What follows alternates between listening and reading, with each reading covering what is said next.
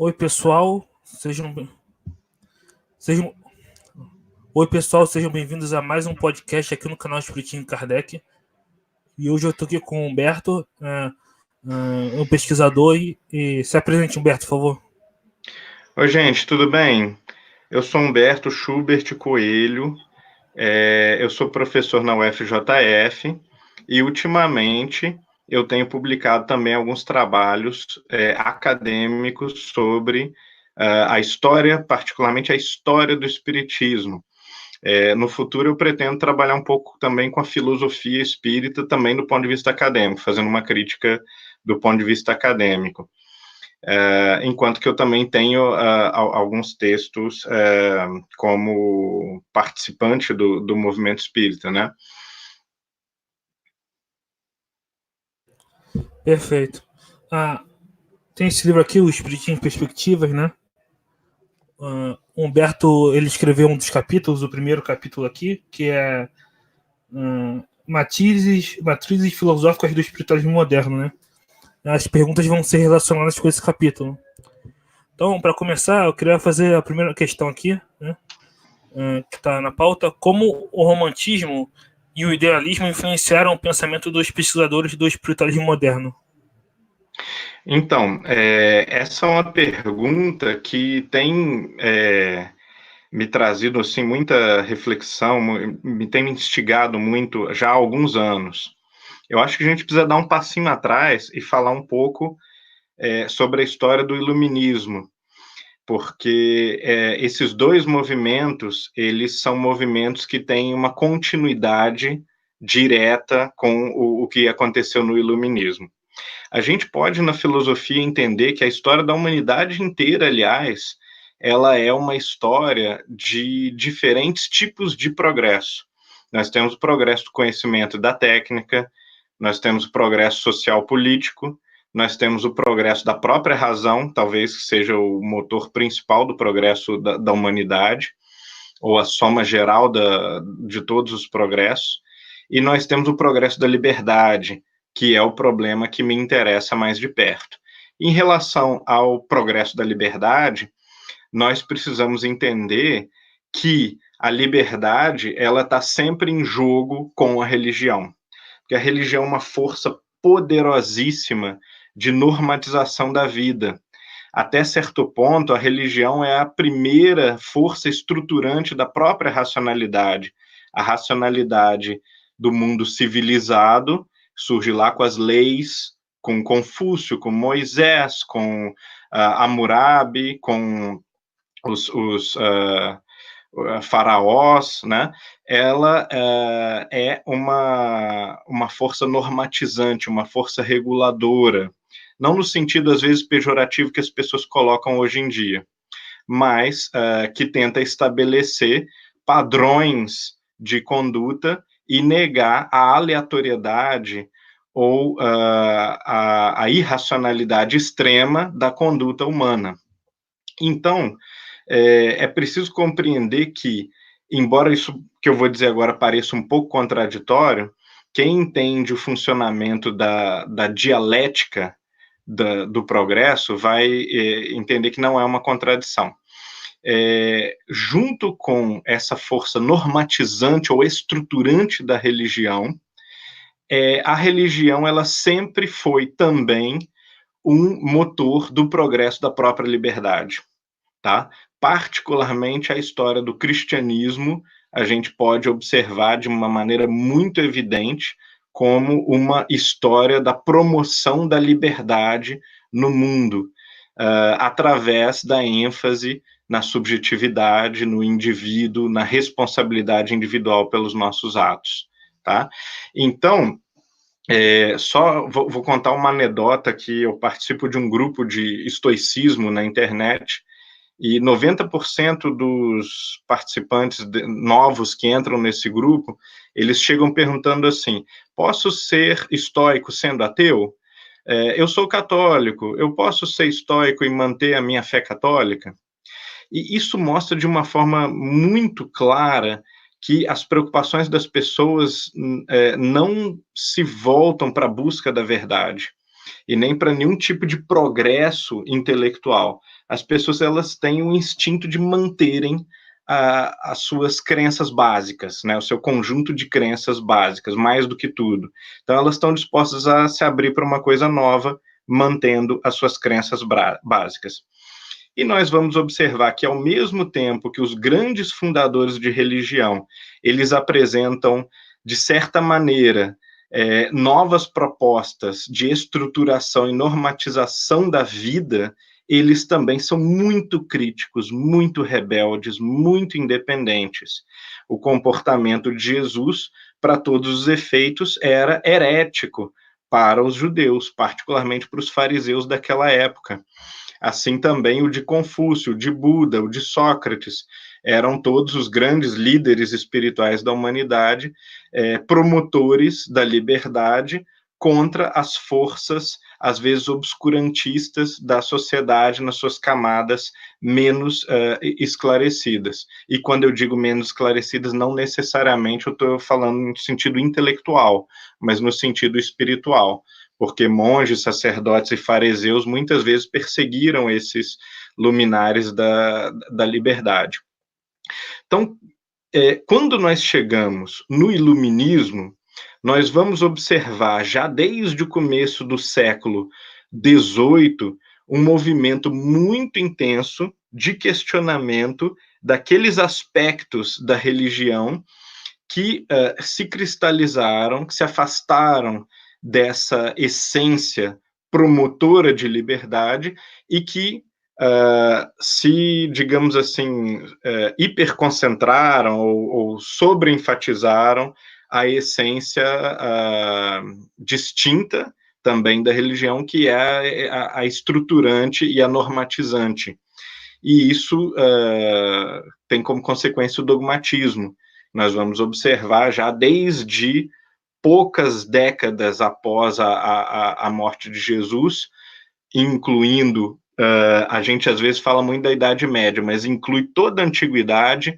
Nós vamos ter um cristianismo primitivo que, apesar das romantizações, era extremamente dogmático, já a partir do século II, mais ou menos, e que não vai deixar de ser até mais ou menos os dias de hoje. Então, o iluminismo ele surge como uma força contrária à tendência geral do cristianismo, pelo menos do cristianismo institucional, mas também do cristianismo no sentido de força cultural, de um padrão mental do Ocidente.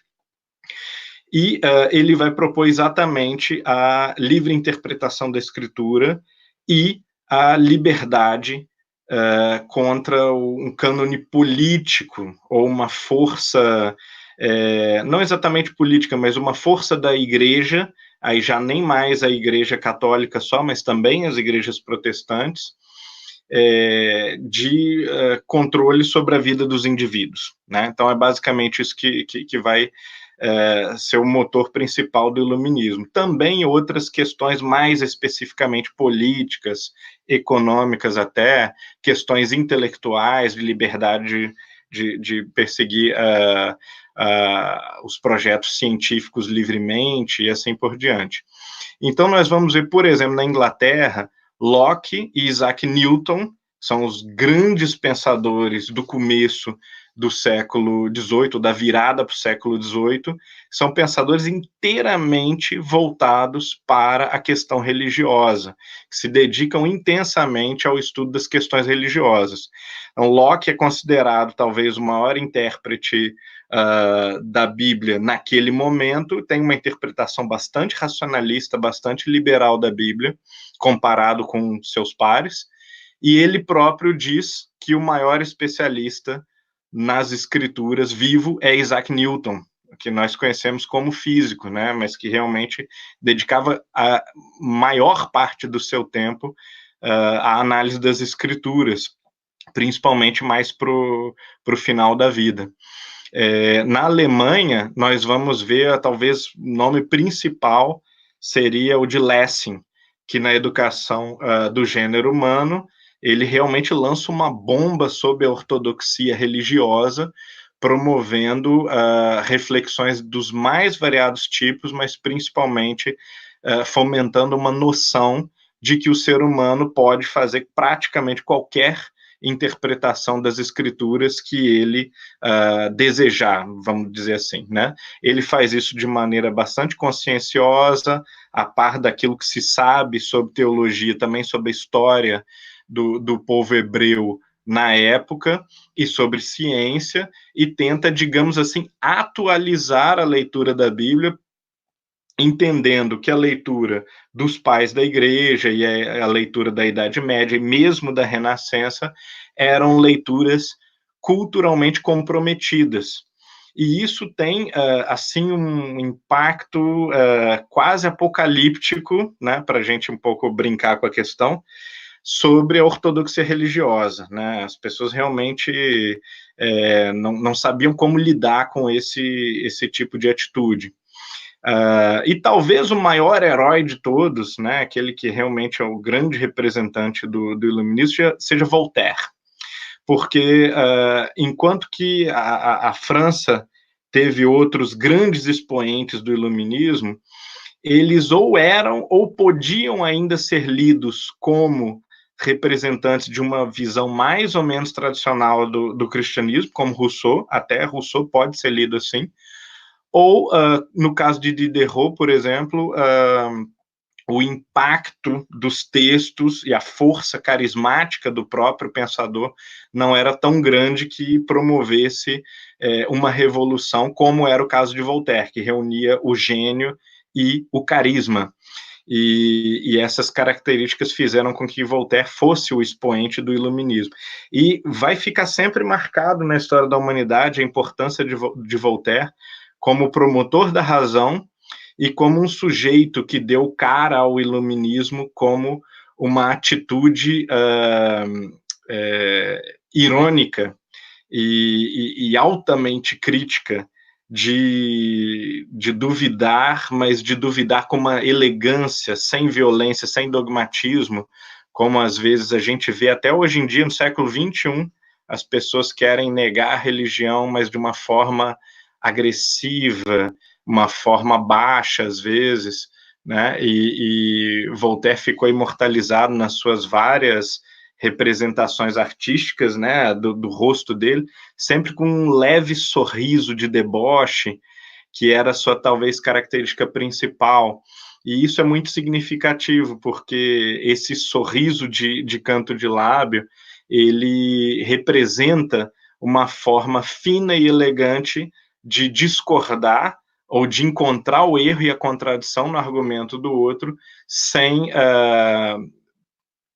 necessariamente se transformar num discurso também dogmático de afirmação radical do oposto, né? Então, o que não interessava a ele era entrar numa briga de militâncias, como a gente vê hoje na política, na religião, e levantar uma outra bandeira contra as bandeiras que estavam sendo levantadas. Então, quando a gente entende que esse é o contexto, a gente vai ver o romantismo e o idealismo como movimento final, ou como as reverberações finais desse processo de iluminismo, tá? O romantismo, ele, em alguns momentos, ele é explicitamente um anexo ou um acréscimo ao iluminismo, porque a par do que o iluminismo tem de bom no sentido de promover a liberdade, a busca pelo conhecimento, ele tinha também algumas viciações e algumas ênfases exageradas na forma de conhecimento que eles tinham, que eles admitiam na época, que era, por exemplo, no caso da física, o mecanicismo, e essa visão mecanicista de mundo aplicada a outras áreas, outros campos do saber e outras atividades do espírito humano, não permitiam a sua correta compreensão, como, por exemplo, a religiosidade, a arte, uma série de outras questões mais subjetivas ou mais sentimentais não podem ser compreendidas pela lógica, por exemplo, ou pela aplicação de uma visão de mundo mecanicista. Então, os românticos se insurgem contra o iluminismo, mas não para negar no iluminismo aquilo que ele tinha de bom ou que ele tinha oferecido de consistente em termos de progresso da liberdade, por exemplo, ou progresso da ciência. Os românticos não negavam isso. Eles só queriam um modelo que enfatizasse o outro lado da história que não foi suficientemente enfatizado pelos iluministas. E então vão investir, de fato, na psicologia. A psicologia vai surgir através das mãos dos românticos, tá? E como Caruso, por exemplo, como uma série de outros autores que vão ali da virada do século XVIII até Schopenhauer, mais ou menos, e nesse momento vai surgir também a ideia do inconsciente, vão surgir as ideias da necessidade das interpretações de sonhos, e isso vai estimular a curiosidade sobre outros tipos de fenômenos, até então dados como ocultos, como o mesmerismo, formas incipientes de hipnotismo que estavam surgindo naquele momento também, sonhos também anômalos, com algum tipo de característica diferente da comum, que a gente considera o sonho rotineiro que a gente tem usualmente. Então, uma série de questões que antes eram entendidas como maravilhosas, milagrosas ou sobrenaturais, vão começar a ser, de maneira muito precária, embora não tímida, né? Eles realmente se lançavam à pesquisa, vão começar a ser tratadas.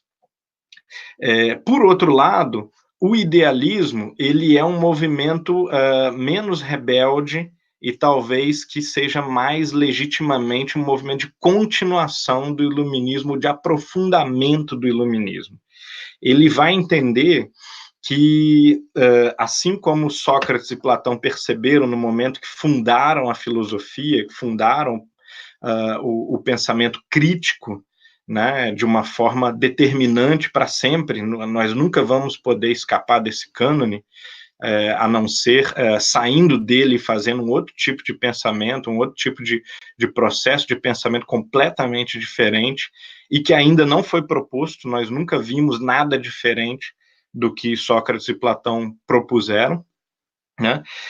Esse pensamento, ele parte da pergunta: como nós podemos conhecer algo sem antes entendermos como a mente conhece, ou como eu lido com o mundo, qual é o meu lugar no mundo e de que maneira o pensamento, o discurso se relacionam com as coisas.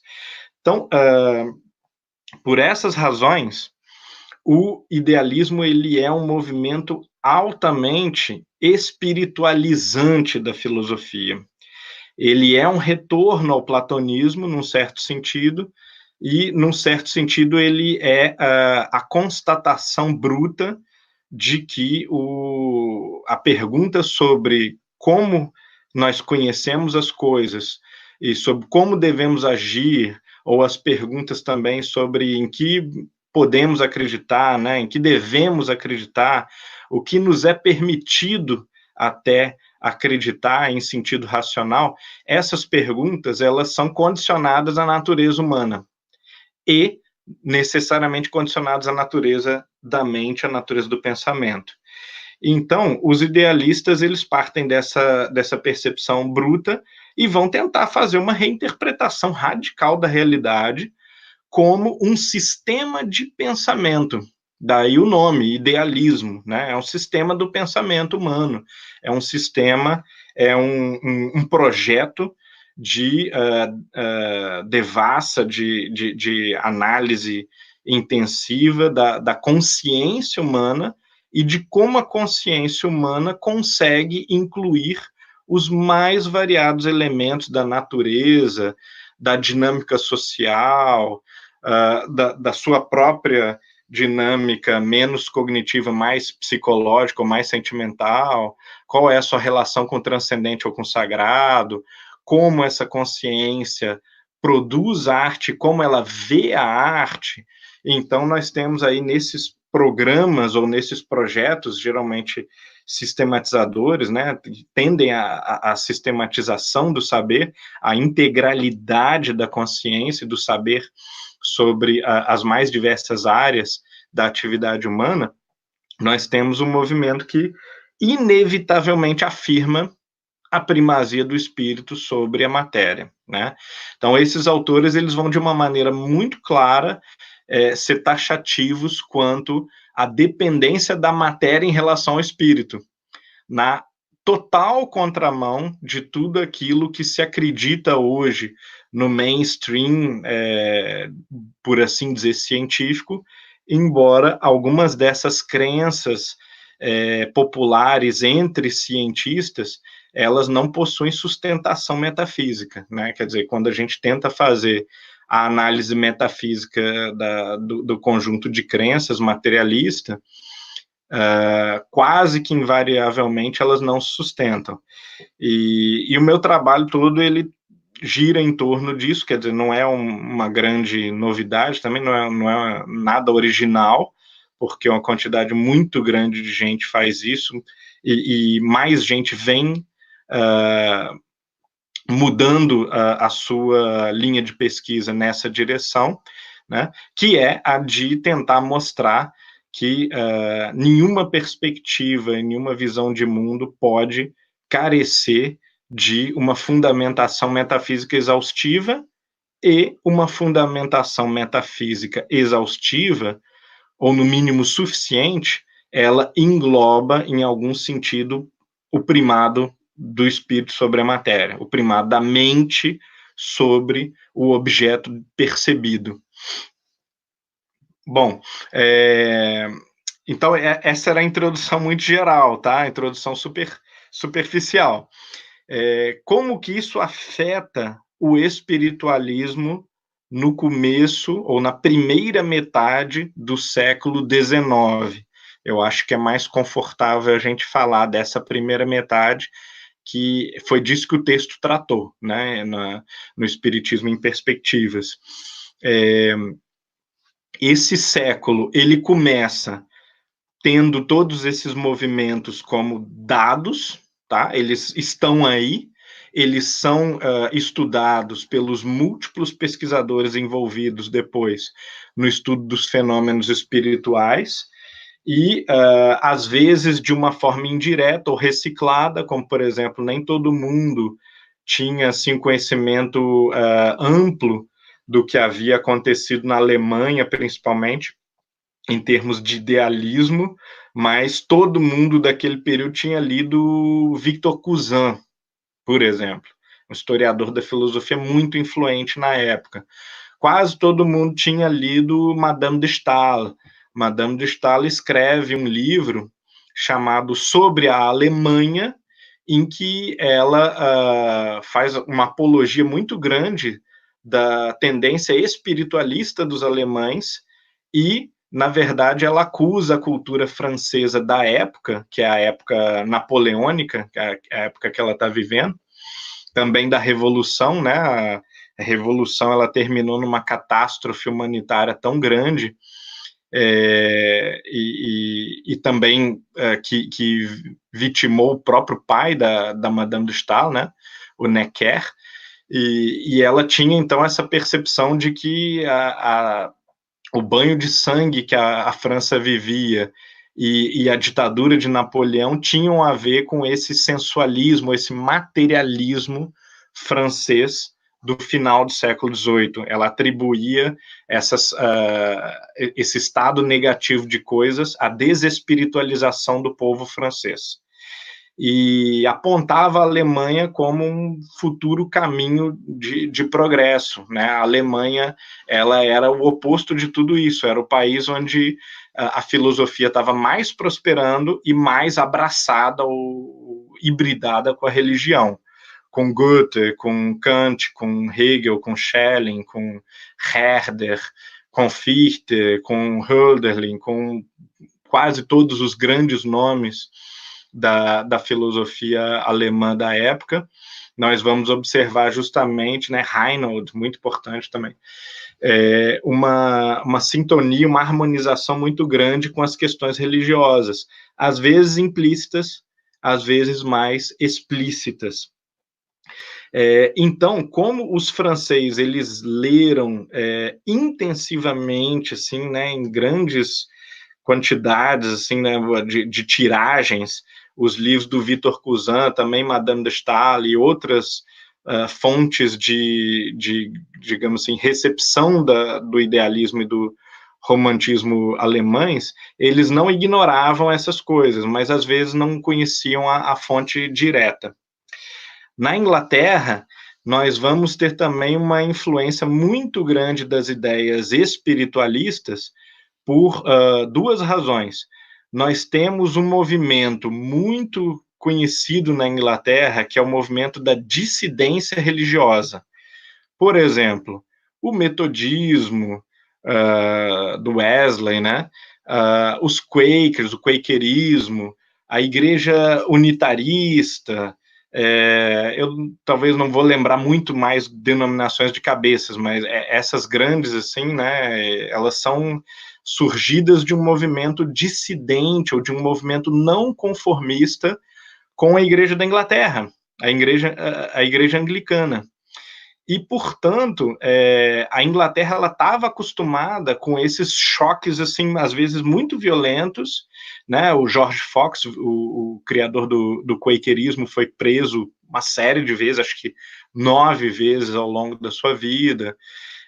Então, a ideia de uma contestação da igreja por uma questão de autoridade temporal apenas, ou a ideia de uma contestação até das escrituras, ou dos concílios, da forma como os concílios lá na antiguidade reinterpretaram as escrituras e tentaram estabelecer interpretações obrigatórias das escrituras, isso tudo era muito questionado na época.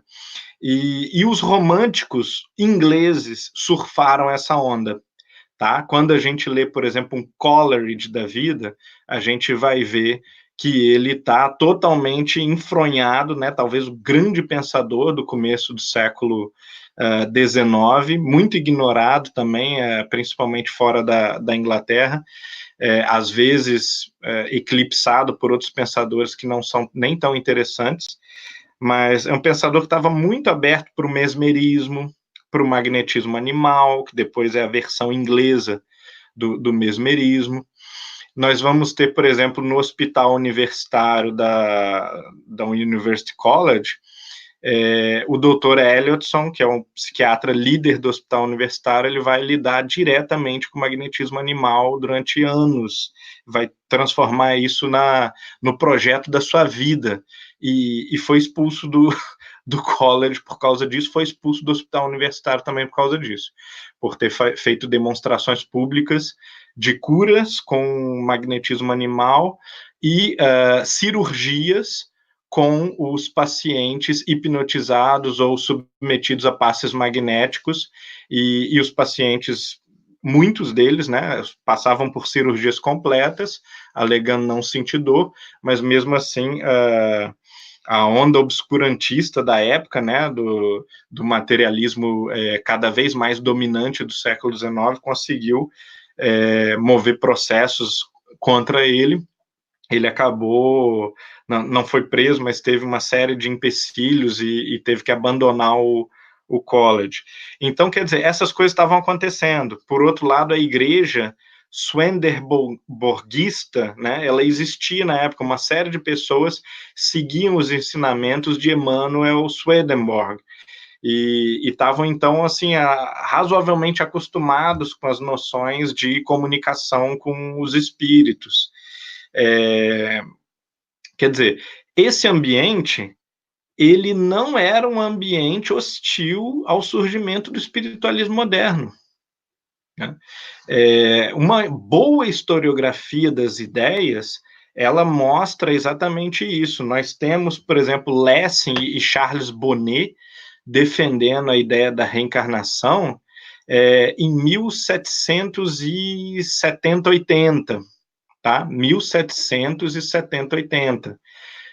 100 anos antes de começarem a ter ideias reencarnacionistas na França, por exemplo, ou pelo menos 50 anos antes, se a gente considerar Fourier, que na verdade é influenciado por essa geração, principalmente por Lessing.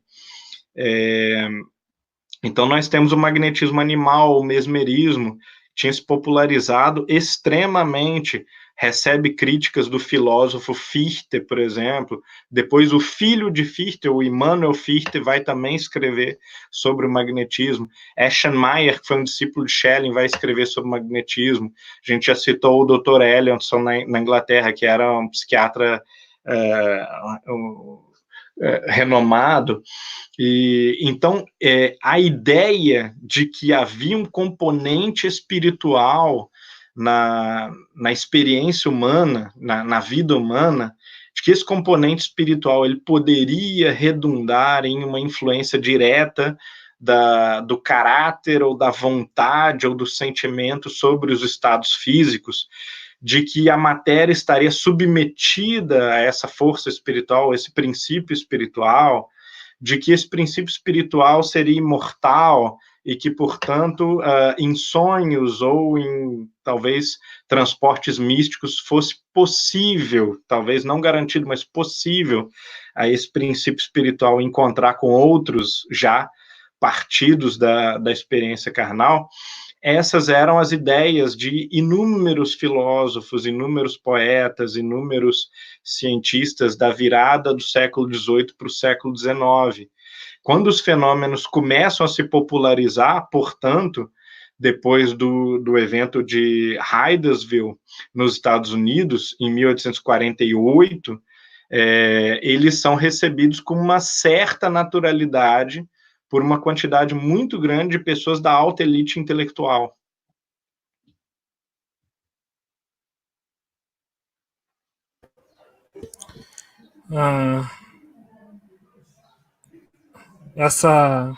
Tá me ouvindo bem? Sim. Agora eu queria então passar para a segunda questão. Então, como o positivismo, agora passando para a questão do positivismo, que você também trata no capítulo, influenciou a concepção de progresso desses pesquisadores do espiritualismo moderno? Ótimo. O positivismo, ele é um capítulo muito peculiar na história da filosofia. Como filosofia, o positivismo é um dos modelos mais incompetentemente formulados que já existiu. Ele não possui fundamentação praticamente. Ele é um conjunto de alegações ou de afirmações.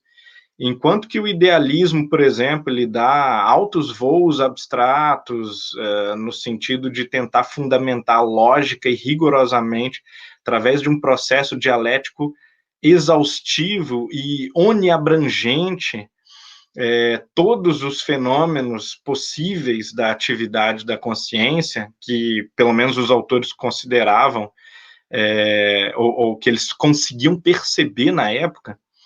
O positivismo ele é quase que o exato oposto disso. Ele, de uma forma muito popular, ele tenta estabelecer uma cartilha de princípios fundamentais da busca pelo conhecimento científico. E isso é tão evidente que um dos livros do Augusto Comte, inclusive, se chama Catequese Positivista. Quer dizer, a ideia era realmente estabelecer uma cartilha de princípios, ou uma tábua de princípios que deveria ser crida e deveria ser seguida. Isso é um pouco assombroso, e é assombroso que isso tenha surgido precisamente na contraonda do iluminismo e do idealismo, particularmente, porque eram movimentos intelectuais muito profundos, muito tecnicamente rigorosos. E quando a gente abre o curso de positivismo do Comte, que eu tenho lido e relido assim, várias vezes para tentar achar se se existe alguma fundamentação naquilo, ou se realmente é uma declaração de princípios, de crenças, eu só consigo achar uma justificação no curso inteiro para a adoção desse modelo, que é o seguinte: o Comte ele cria uma história para nós, uma história ficcional, de 3 fases da humanidade.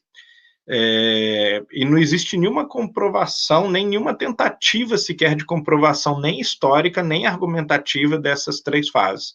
Haveria a fase religiosa para ele, que seria a fase da crença pura e da superstição, né? Então,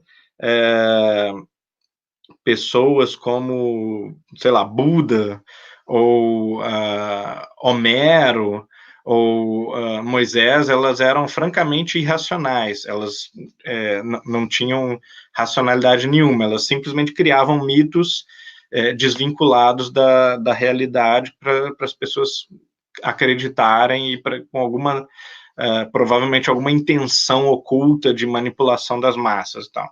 Aí depois disso nós temos a fase metafísica, que é também um palavrão no vocabulário de Comte e que significa mais ou menos uma forma fina de fazer religião, tá? Então isso aí já atesta uma ignorância abissal a respeito daquilo que é a metafísica, que é a mais dura de todas as ciências e é uma ciência, na verdade, inevitável. É impossível você fazer qualquer coisa sem metafísica. Eu já conversei com inúmeros cientistas, eu sempre pergunto para eles, seja biólogo, físico, químico, qualquer coisa, médico, o que eles acham de metafísica, né? Um ou outro responde, você precisa ter alguma metafísica implícita. A maioria, no entanto, responde, não tenho a mínima ideia do que é isso e acho que isso é irrelevante para a pesquisa científica. Daí você faz outras perguntas-chave do tipo, você acredita que a matéria existe? A pessoa, claro que sim. Você acredita que a matéria ou os organismos respeitam algum tipo de lei fundamental ou princípios, ou que ou o oposto, que é impossível estabelecer qualquer tipo de padrão ou de lei que reja os fenômenos fundamentais da interação material ou da fenomenologia orgânica. As pessoas vão ter respostas para isso. Pois bem, isso é metafísica. Essas respostas são respostas metafísicas. Elas partem de concepções de mundo, de concepções sobre o que é a realidade, como a realidade funciona, como a nossa mente é capaz de entender até certo ponto a realidade, como que a matemática, que é uma produção da mente humana, encaixa tão bem, aliás, encaixa tão bem com os fenômenos. Então, tudo isso ou não encaixa, né? Para alguns, a matemática está na natureza, a gente só enxerga aquilo que já está nos fenômenos. Então, tudo isso é pura metafísica. Então, quando Comte diz que a metafísica ela é uma pseudociência, ele diz uma coisa mais ou menos assim, né? E que ela é uma forma de tirar o nome Deus do jogo e substituí-lo por princípios também vagos e obscuros, que seriam as causas últimas de todas as coisas. Ele demonstra que ele, primeiro, não só desconhece radicalmente o que é a metafísica, como se desenvolveu a história da filosofia até aquele ponto, como ele também desconhece que ele está fazendo isso, que está usando esse recurso o tempo todo, e finalmente ele também entrega para nós, ou ele dá um spoiler de que, na verdade, a preocupação dele é que a metafísica, muito comumente, ela acaba, sim, apontando para um tipo de causalidade absoluta e primária de todas as coisas. Né? Você não precisa ser religioso, na verdade, para concluir isso. Se você for um bom metafísico, é inevitável concluir que o universo ele tem uma causa única, ele não poderia ser estruturado a partir de causas conflitantes, por exemplo. Tem que haver uma uma ordem hierárquica dos princípios que regem a realidade. Muito bem. A partir daí, o Comte, ele simplesmente ele segue o baile dele. Ele diz, bom, por outro lado, temos aqui a ciência, que não precisa de metafísica e que dá respostas baseadas nos fatos, tá? E isso foi catastrófico para a história da filosofia, da cultura ocidental, produziu uma série de autoritarismos, até políticos, mas principalmente dogmatismos e autoritarismos intelectuais, até mais ou menos a segunda metade do século XX, pelo menos. No entanto, apesar de esse aspecto deplorável, digamos assim, do positivismo, e amplamente reconhecido, o positivismo tem as suas vantagens, ele tem a sua razão de ser, porque uma das preocupações fundamentais dos pensadores positivistas era que a metafísica ela estava em jogo há 2.500 anos, 2.300 anos, e a cada década ou a cada geração que passava, a metafísica ela produzia outras 5 ou 10 opções explicativas para a realidade, e essas opções elas pareciam apenas ser inflacionadas e nunca equacionadas de uma forma metódica, satisfatória, que desse uma resposta final, ou pelo menos uma resposta atual sobre o estado do saber humano. Então, o que o Comte percebe? Outros também, Herbert, né? No texto eu comento um pouco a respeito do Herbert, que seria talvez isso seja um exagero, ou seja, até um desrespeito com ele, mas seria o positivista alemão, né? Na Inglaterra, nós sabemos, nós tínhamos o utilitarismo, e que vai, nas suas versões mais fracas, vai também se casar perfeitamente com o positivismo, já na segunda metade, do meio para a segunda metade do século XIX, por exemplo, com Herbert Spencer. Então, todos esses autores, eles estão muito certos em observar que a história da filosofia, ela, de uma maneira assim muito específica, ela ficou limitada a discussões etéreas e abstratas, e não cumpriu a tarefa de justificar e fomentar um progresso coerente e continuado da atividade científica. Então, a solução deles foi a pior possível, foi simplesmente a eliminação da filosofia, quase, pelo menos da metafísica, e a partir dessa exclusão, fazer uma ciência um pouco mais às cegas e um pouco mais voltada para a análise dos fenômenos brutos, catalogação, observação dos fenômenos, sem muita preocupação com quais seriam os fundamentos da atividade científica. Isso é feito até hoje, né? Há muitos cientistas que têm ou conservam uma orgulhosa ignorância a respeito dos fundamentos mínimos da filosofia, que seriam os necessários para se fazer ciência bem feita, né? Claro que não é preciso muita filosofia para ser um cientista, mas é preciso certas noções mínimas para se evitar dogmatismos, insistências em não enxergar certos fenômenos, porque não era para eles acontecerem de acordo com a visão de mundo que nós temos, coisas desse gênero, ou fazer afirmações sobre Deus, né, aquelas típicas afirmações à la Stephen Hawking, de que a física mostra que talvez não tenha Deus, e isso mostra que, apesar de ser um físico genial, o sujeito pode ser ignorante em filosofia, porque Deus não é um tema da física, então não existe nenhuma possibilidade racional de uma lei ou um fenômeno estudado pela física ter alguma consequência sobre a existência ou inexistência de Deus. Esse é um tema puramente metafísico, e a partir da metafísica que a gente tem que acomodar a noção que a gente pode criar de Deus com aquilo que está sendo dado no mundo da ciência.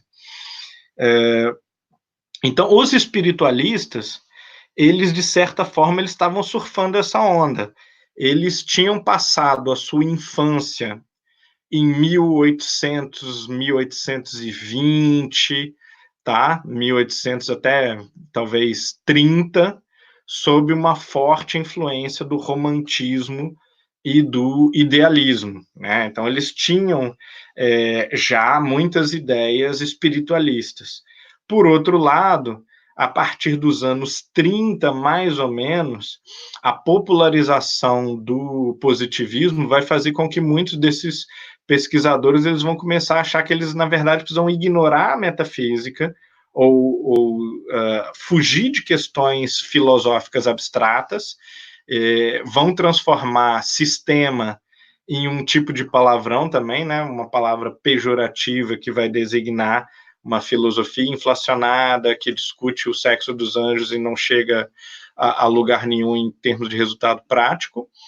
E a partir dessa nova concepção de qual deve ser a atitude científica, a postura científica, os espiritualistas modernos eles vão voltar toda a sua bateria de ferramentas, de armas, para os fenômenos, né, para descrição e análise dos fenômenos. Raramente, de uma forma deplorável, raramente com preocupações com as consequências filosóficas óbvias dos fenômenos que eles estão observando, né? Quer dizer, se é possível a força da mente comunicar um pensamento a uma outra mente que está fisicamente a uma grande distância, sem nenhum meio físico, né? Isso tem consequências filosóficas diversas. Isso tem consequências morais, isso tem consequências epistemológicas, isso tem consequências metafísicas, ontológicas, né? Tem uma série de consequências. Tem consequências sobre a religião, sobre a filosofia da religião.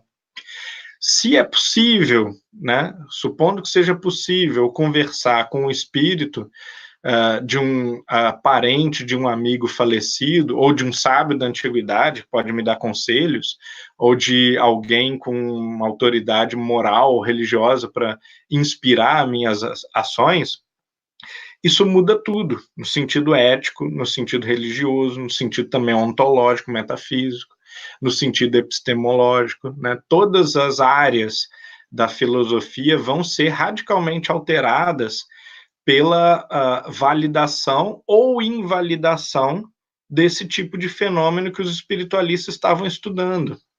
Então, é muito grave que a maioria esmagadora deles não tenha se preocupado minimamente ou até tenha dado as costas de maneira deliberada, como no caso de Aksakov, por exemplo, como até certo ponto a maioria dos espiritualistas da Grã-Bretanha e dos Estados Unidos, né, para essas implicações, né? O que não é o caso do Allan Kardec. Então, negando qualquer tipo de propaganda ou apologia, né, Kardec teve esse mérito intelectual.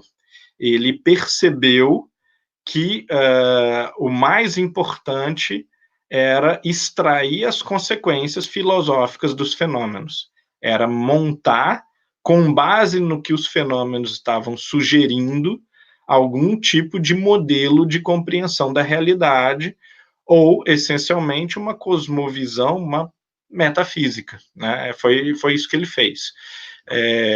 Ele montou uma estrutura de mundo, uma ontologia, mas influenciado também pelo positivismo, como a maioria dos pesquisadores daquele período eram.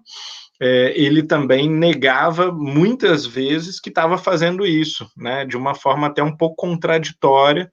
Ele tentava fugir de questões metafísicas, acreditando nas alegações dos positivistas de que elas eram questões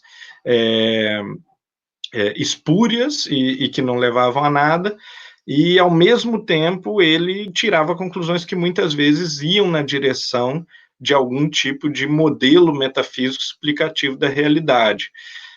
Em outras ocasiões, como particularmente na Gênese, ele admitia isso, ele vai dizer claramente que tá fazendo alguma coisa parecida com isso, né? Pelo menos a gente consegue extrair isso das entrelinhas do discurso. Eu acho que é isso, né? A influência do positivismo no espiritualismo moderno. Bem, agora eu queria perguntar uma coisa sobre o que você falou, talvez fuja um pouco do texto e tal, mas quais os elementos culturais da França em si que fizeram Kardec se diferenciar desse espiritualismo moderno, né? Nessa quesito da importância para a filosofia e para a ética também, né? Como Kardec dizia, é uma filosofia de consequências morais. Quais os elementos franceses que fizeram ele se diferenciar? Ok.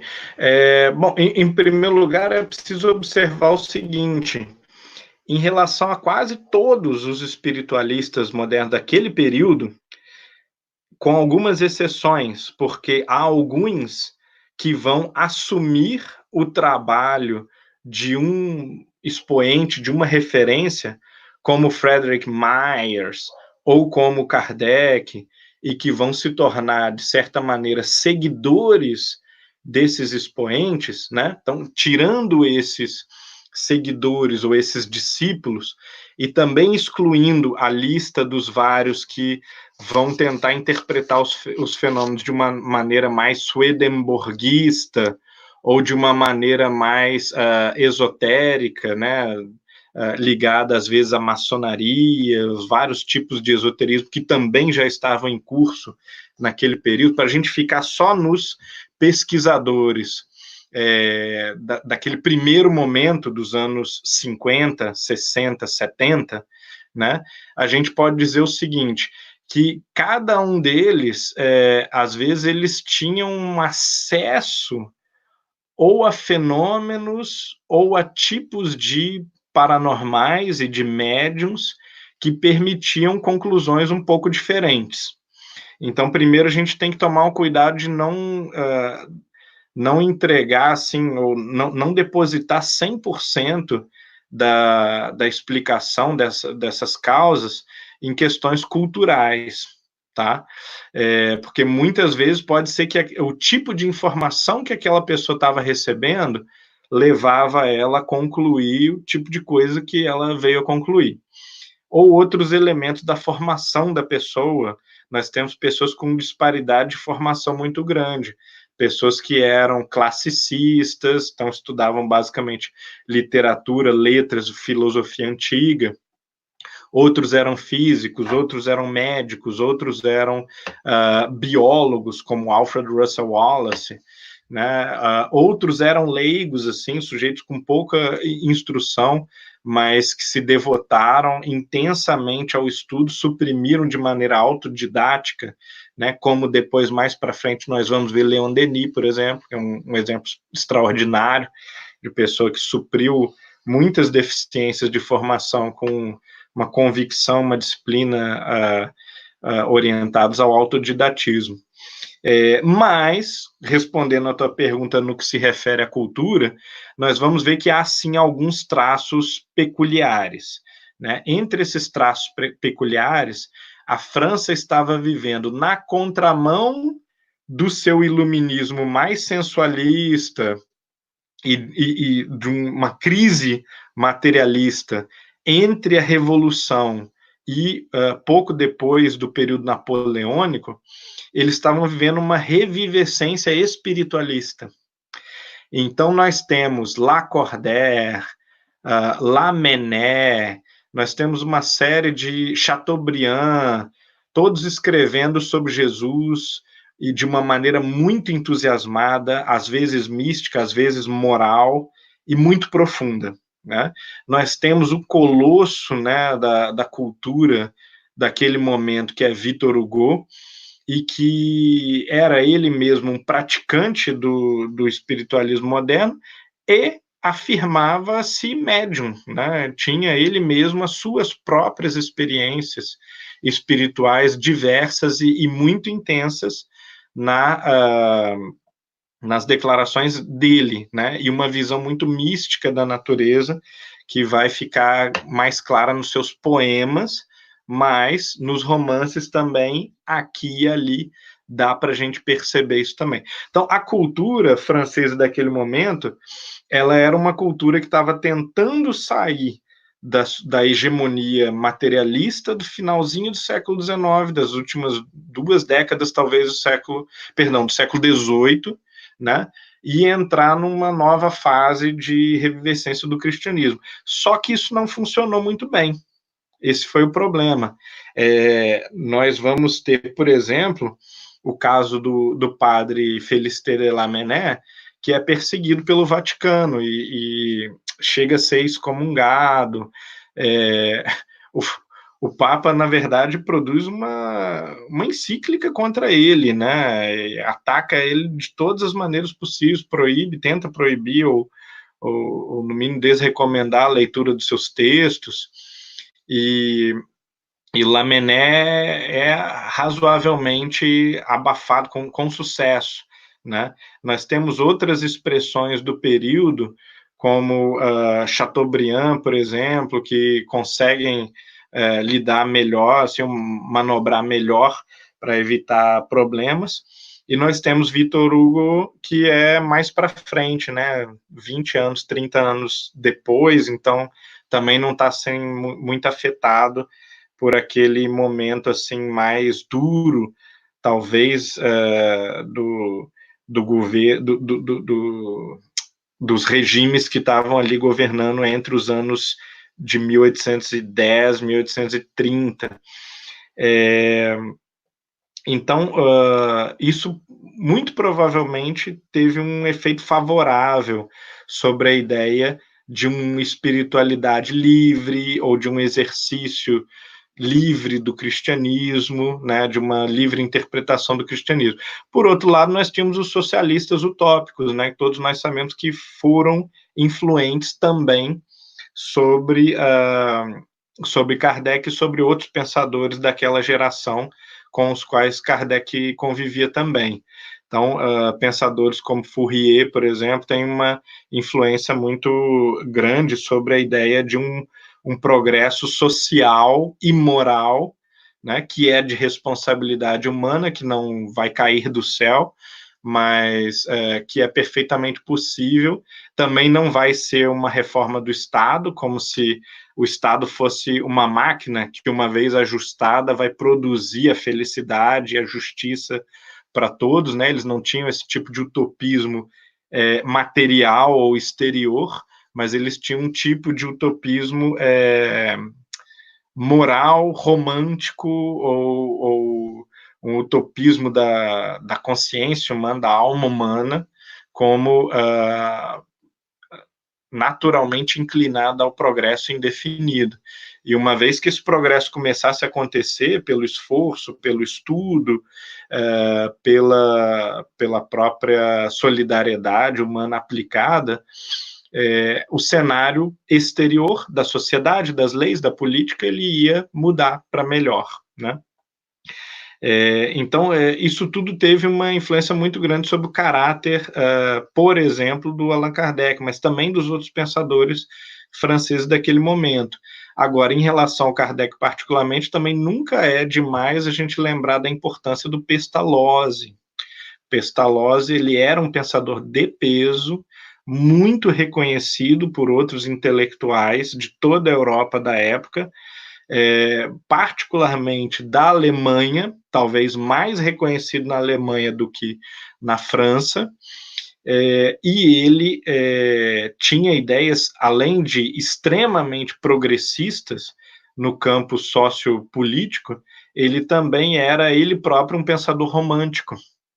Isso certamente há de ter influenciado muito a educação de Kardec, porque Kardec fez a educação dele inteira praticamente no Instituto do Pestalozzi, e no Instituto Pestalozzi não haviam muitos professores, era basicamente educação centrada nele, na presença até física dele o tempo todo, no acompanhamento que ele fazia dos estudos, e muito provavelmente dos alunos mais avançados, né, dos que já estavam mais velhos, um acompanhamento muito próximo, muito pessoal. Então, nós podemos imaginar que um estudo demorado, cuidadoso, da obra do pensamento de Pestalozzi pode ajudar muito a gente a entender também parte da gênese do pensamento de Kardec.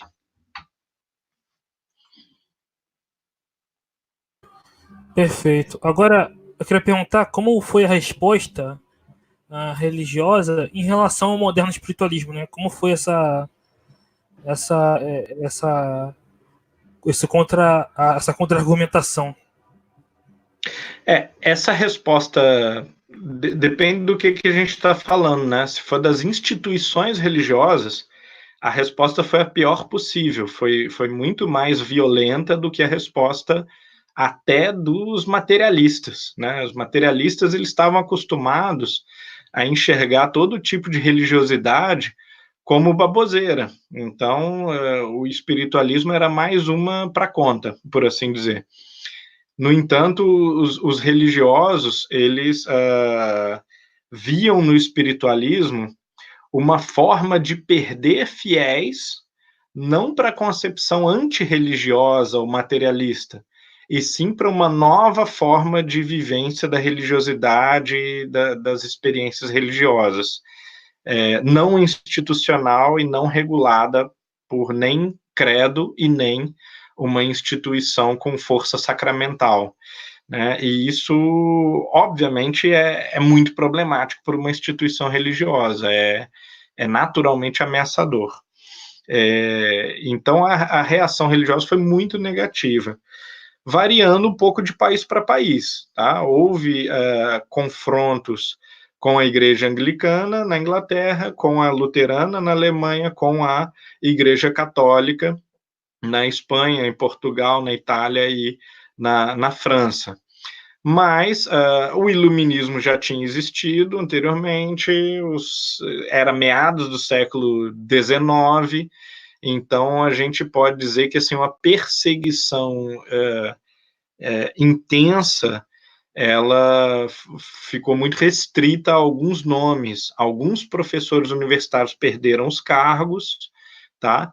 E algumas pessoas perderam amizades ou tiveram prejuízos econômicos, mas raros espiritualistas, por exemplo, foram presos e, que eu saiba, nenhum foi morto pelas suas crenças. Então, bom, isso é muito bom, isso significa que a humanidade, afinal, ela é capaz de progredir, e mesmo uma mensagem que destoa demais do cânone estabelecido das instituições, ela pode ser recebida com um certo desgosto, mas não de uma maneira extremamente violenta.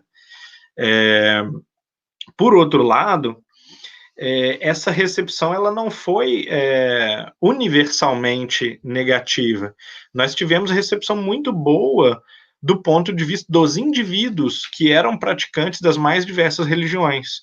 Então, nós vamos ver padres e bispos católicos espíritas, nós vamos ver pastores luteranos espíritas, nós vamos ver reverendos e pastores anglicanos, espiritualistas modernos e alguns médiums, tá? Ou alguns escritores espiritualistas, outros escritores espíritas, tá? E que eram pastores ou que eram reverendos ou que estavam, pelo menos, extremamente ligados à atividade religiosa, ou que eram professores de uma faculdade de teologia, por exemplo, ou de um seminário em alguma parte da Europa. Então, isso mostra que essa recepção ela não era automaticamente negativa, tá? Então, aqui e ali, muitas pessoas entendiam que era um movimento de renovação religiosa, que era um movimento de mais um, né, o centésimo, talvez, movimento de tentativa de resgate da pureza original do cristianismo. Por outro lado, um movimento de conciliação que era muito bem visto desde o iluminismo, de conciliação entre o cristianismo e o paganismo, porque com os gregos nós tínhamos já crenças altamente espiritualistas e que são bastante compatíveis com as crenças cristãs, se não totalmente compatíveis, e só por algumas questões doutrinais é que esses pensadores pagãos, ou os pensamentos pagãos, eles precisavam ser rechaçados, ou a igreja precisava de alguma maneira, se diferenciar desses pensamentos. A gente pode dizer até o seguinte: a história da heresia é a história da autoridade. Você só identifica hereges e só identifica pontos de separação da tua crença em relação a outras quando você, de alguma maneira, você precisa reafirmar a força da sua autoridade. E a melhor forma de afirmar a autoridade é essa mesmo, né? Não tem outro jeito. É dizendo quem está errado, né? Quando você aponta os desviantes e os que estão errados, você, de uma maneira muito clara, você reafirma a sua posição de ortodoxia, de retidão, de certeza. Santo Agostinho fez isso extraordinariamente, né? Ele escreve livros anti todo mundo.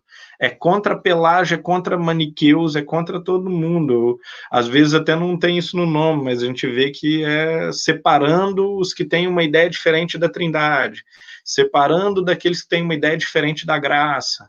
Então, quer dizer, é uma tentativa de fechar o pensamento, de congelar o pensamento numa ortodoxia que não admite o desvio, que não admite o diálogo, não admite o contraditório, né? E isso é fatal para a liberdade de pensamento. Então, a gente tem que ver com uma forma muito crítica essas reações negativas e, de uma forma muito positiva, as reações favoráveis ou as reações mais naturais de muitos religiosos de várias denominações cristãs, muitos judeus daquele período e também aqui e ali muçulmanos e pessoas de outras religiões ao espiritualismo moderno, que não por acaso, por exemplo, se estabeleceu maravilhosamente bem no Brasil, que é um país que convivia com, apesar de haver uma dominância do catolicismo, convivia com a diversidade já desde a incorporação das crenças dos afrodescendentes, por exemplo, de algumas crenças, de algumas noções místicas dos nossos índios, e também de alguns povos imigrantes estavam começando a chegar ali. O próprio protestantismo já existia no Brasil, ali no final do século XIX.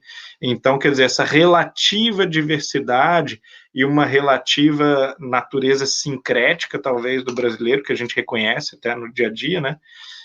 Podem ter sido fatores muito importantes, como parece que foi também nos Estados Unidos, até certo ponto, onde nós não temos um movimento organizado, até porque não tem doutrina, né? Não tem uma doutrina claramente dada, mas não existe um filme de terror, por exemplo, sem abundância de crenças espiritualistas. E a gente nota que o fato das pessoas pensarem nisso o tempo todo tem algum tipo de fundamento. Perfeito.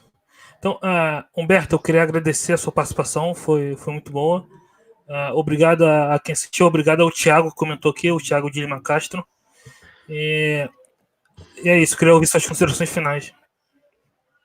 Bom, em primeiro lugar, agradecer muito as duas pessoas que me convidaram para escrever esse texto, né? Foram Marcelo Gulão e Adriana Gomes. Foram simpaticíssimos, como sempre, né? Eu já não os conheço assim tão pouco, mas realmente são pessoas com quem dá muito prazer trabalhar intelectualmente, né? Trabalhar discutindo e várias idas e vindas corrigiram o texto, ajudaram bastante a melhorar o texto, né? Primeiramente, assim, acho que a gente sempre tem que agradecer muito a quem permite o texto vir à luz. E essas pessoas não podem ser esquecidas, né? Porque o trabalho de publicar, ele não é um trabalho como a gente pode romanticamente imaginar, de sentar e escrever e tal, né? Muito longe disso. É um trabalho de discussão, depende de apoio, né? Agradecer muito também ao Alexander, com quem muito das minhas discussões sobre espiritualismo moderno se deu nos últimos anos, o Alexandre Sec, né? Com quem eu aprendi demais também nos últimos anos sobre não só espiritualismo, mas sobre vários outros tipos de pesquisas sobre aquilo que se entendia como culto no século XIX, e deixar a dica para o ouvinte de se interessar um pouco mais sobre a história intelectual do espiritualismo. Né? Não receber essa tradição de uma maneira passiva, nem de uma maneira religiosa no mau sentido da palavra, né? No sentido dogmático, no sentido institucional, mas de ir atrás e de devassar, de investigar essa riquíssima herança, ou essa linha de continuidade que vai culminar no espiritualismo, mas que vem desde lá da Grécia, passando por uma série de transformações, uma série de altos e baixos, até chegar finalmente no iluminismo, no romantismo, no idealismo, como tentativas de trazer as ideias transcendentes para a cultura humana, né? É uma coisa que nós ainda estamos tentando fazer e vamos continuar tentando fazer por algum tempo.